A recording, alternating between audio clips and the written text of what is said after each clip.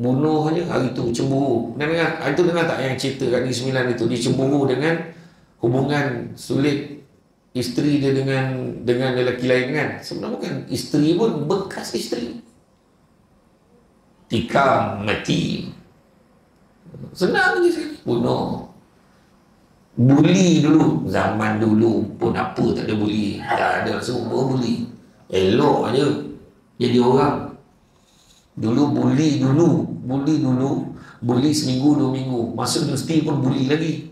Dia panggil ragging. Tapi lepas dah start kuliah macam biasa, baik je senior dengan junior. Hari ni ya Allah tak tahu. Dia mengikut tanpa faham. Dah jadi fizikal sampai mati. Dulu minum air stokin tak mati. Dulu kena